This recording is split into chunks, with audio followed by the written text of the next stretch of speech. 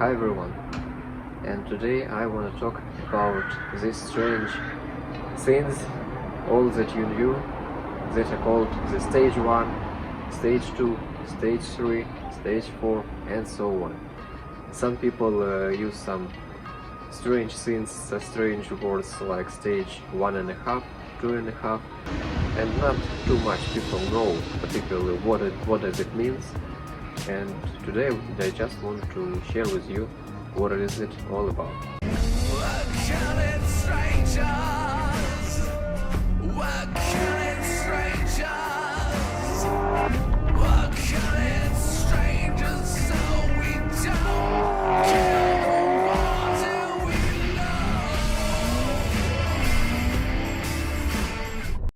The first thing you need to know about this, all these words only can be used for turbocharged or supercharged cars. So the naturally aspirated cars, engines cannot have such things like stage, only turbocharged or supercharged. That's the first thing you need to know about this. And if we are talking about turbocharged cars, let's stop a bit more of them, because all the things I want to share with you will be about turbocharged cars. What do we have in a turbocharged car? We have a system of turbocharging. So first of all, it's a turbocharger, so it's turbo basically.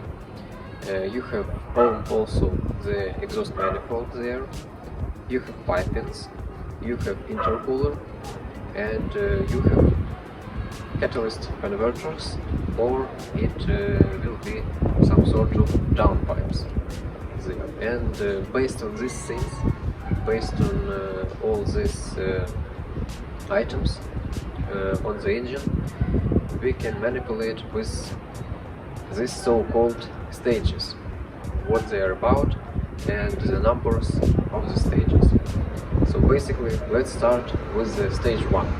The stage 1. On this stage we have basic turbocharging system that came from the factory.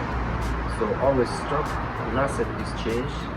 We have the catalyst converters, stock catalyst converters in your exhaust manifold. No changing to turbos, no changing to your intercooler. This stage 1 is only about remapping. What does it mean? Every car has its ECU, and in every ECU there is a program which appears to have some basic things about the fuel air ratio, which called AFR, and the ignition values. And also on the turbocharged cars we have there the boost value. In America, you know, it's PSI, in Europe it's bars, and the stage 1 is only just a bit more of boost and a bit more of AFR. So in the ECU you change just the program with a bit more boost, a bit more PSI, and you give it more fuel, because if you give more boost, you give more air, you need to get more fuel, and you need to make the best AFR number to make the car working properly good. So stage 1 is only the map changing, more air, a bit more fuel, some dances with the ignition to work it all of this properly, and that's all. This is the stage 1. On the stage 2 we have already the stage 1, on which we change the ECU program, the AFR, and we already have more boost. And at the stage 2 we need to change two things. What they are? Firstly, you need to give your car a bit more intercooler, bigger intercooler, because the more pressure, the more PSI we give, the more the air will be heating, and we need more cooling for this heated air. And the second thing is the catalyst converter dilation. So we need to delete it, we need to cut it, and we need to put there, to weld there, the so-called downpipe. This is just part of the pipe in the exhaust manifold that will change the catalyst converter, nothing more. So what we have on the stage 2? On the stage 2, the engine will breathe a bit more better because no catalyst converter will be. There will be more, there will be bigger intercooler, which will give more cold air, and if we had a bit more PSI gaining on the stage 1, on the stage 2 without the catalyst conversion, and the bigger intercooler, you can gain really more PSI and really more power.